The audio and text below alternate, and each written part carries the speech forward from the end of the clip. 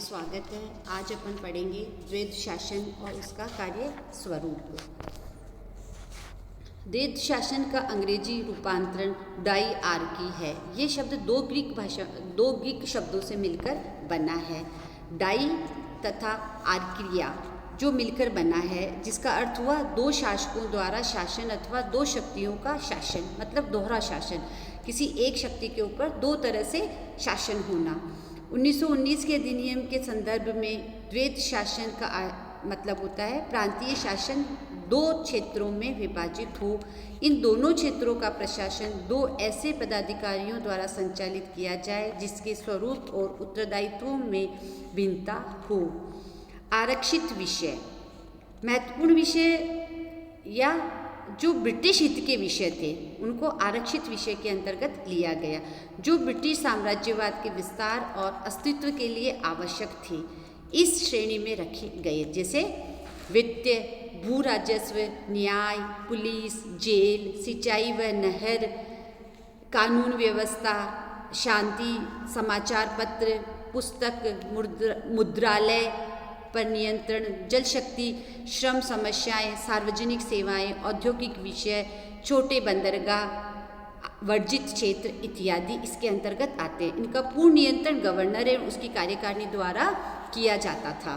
दूसरे में आते हैं हस्तांतरित विषय, कम महत्वपूर्ण व स्थानीय महत्व के उन विषयों जो ब्रिटिश साम्राज्य हितों को किसी प्रकार से प्रतिकूल प्रभावित न करते हो शामिल किया गया। मतलब डायरेक्ट ब्रिटिश सरकार को किसी तरह से कोई प्रभाव नहीं पड़ता हो, उन विषयों को इसके अंतर्गत डाला गया जो कम महत्वपूर्ण थे और स्थानीय महत्व के थे, जैसे स्थानीय स्वशासन, शिक्षा, कृषि, औद्योगिक विकास, पुस्तकालय, स्वास्थ्य, सफाई, कुटीर उद्योग, सहकारी समितियां, खाद्य पुस्तकों में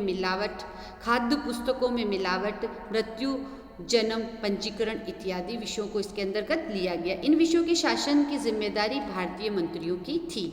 ये मंत्री प्रांतीय विधानमंडल एवं गवर्नर के प्रति जिम्मेदार थे। अब देखते हैं द्वैध शासन का क्रियान्वयन। 1919 के अधिनियम के तहत प्रांतीय द्वैध शासन प्रणाली अप्रैल 1921 से प्रारंभ हुई और अप्रैल 1937 तक अस्तित्व में रही। ये 9 प्रांतों बंगाल, मद्रास, मुंबई, संयुक्त प्रांत, पंजाब, बिहार, उड़ीसा, मध्य प्रांत और असम में शुरू किया गया। 1920-21 ईस्वी में दोहरे शासन के लिए प्रथम चुनाव हुए। इन चुनावों का भारतीय राष्ट्रीय कांग्रेस ने बहिष्कार किया। इसलिए 1921 से 1923 ईस्वी तक उदारवादियों ने कौंसिलों और मंत्रिमंडलों में प्रवेश किया। 1924 ईस्वी में कांग्रेस की ओर से स्वराज दल ने चुनाव में भाग लिया। वहां दोहरे शासन में परिवर्तन के लिए निरंतर मांग की। उनकी मांग से विवश होकर सरकार ने 1924-25 ईस्वी में मुहद्दिमैन कमेटी की नियुक्ति की, जिसके सदस्यों ने इसमें सुधार लाना चाहा, परंतु भारतीय सदस्यों मोहम्मद अली जिन्ना एवं सर तेज बहादुर सप्रू ने दोहरे शासन को मौलिक रूप से गलत बताया। साइमन कमीशन ने भी इसके दोषों की आलोचना की। अंततः 1 अगस्त 1937 की प्रांतीय द्वैध शासन प्रणाली को समाप्त कर दिया गया। इस प्रकार से द्वैध शासन प्रणाली लगी भी और समाप्त भी हो चुकी गई। आगे देखते हैं अपन सैद्धांतिक दृष्टि से दोषपूर्ण द्वैध शासन एवं उसकी असफलता के कारण। क्या कारण थे जिसके कारण से इसको असफल बन रहा है?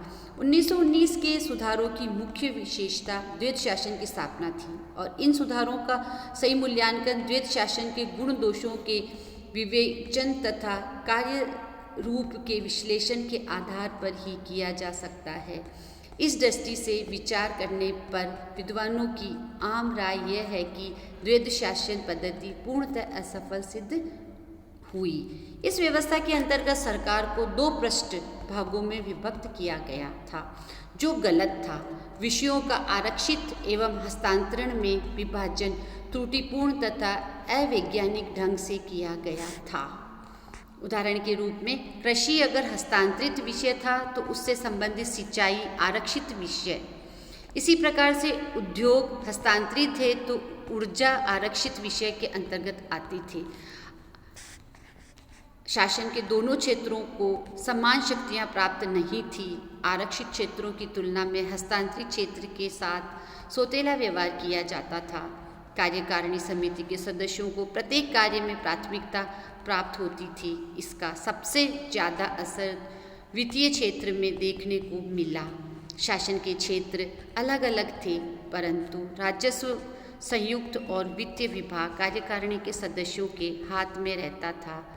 फलस्वरूप आरक्षित क्षेत्र के लिए पैसे की कोई कमी नहीं होती थी, जबकि हस्तांतरित क्षेत्र को काफ़ी परेशानी के बाद ही धन प्राप्त होता था।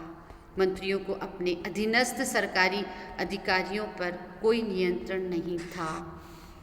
द्वैध शासन में गवर्नर की भूमिका महत्वपूर्ण थी। शासन के दोनों क्षेत्रों में तालमेल स्थापित करना, मंत्रियों में संयुक्त उत्तरदायित्व की भावना को विकसित करना, कार्य रूप में संविधान के प्रजातांत्रिक तत्वों को मजबूत बनाना उसकी ही जिम्मेदारी थी। दुर्भाग्य से गवर्नरों की भूमिका स्वस्थ और सही नहीं थी।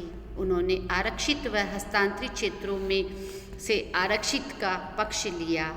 मंत्री और राज्य कर्मचारियों के विवाद में वे राज्य कर्मचारी के साथ रहे तथा मंत्रियों में संयुक्त उत्तरदायित्व के सिद्धांत को स्थापित होने में बाधाएं उपस्थित की। गवर्नरों की इस भूमिका के कारण द्वैध शासन की असफलता निश्चित थी। द्वैध शासन को असफल बनाने में ऐतिहासिक परिस्थितियों का भी योगदान रहा। ऐसा प्रतीत होता है कि द्वैध शासन का जन्म अशुभ नक्षत्र में हुआ था।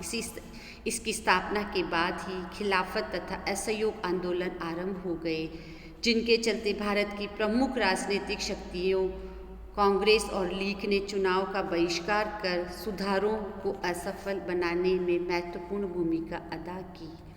1922 ईस्वी में असहयोग आंदोलन स्थगित होने के बाद कांग्रेस के एक हिस्से ने स्वराज पार्टी के रूप में चुनाव में हिस्सा लिया, किंतु उनका उद्देश्य विधानसभाओं में सुधारों के असफल क्रियान्वयन में सहायता देना नहीं, अपितु अंदर से अवरोध उत्पन्न करके उसे असफल बनाना था।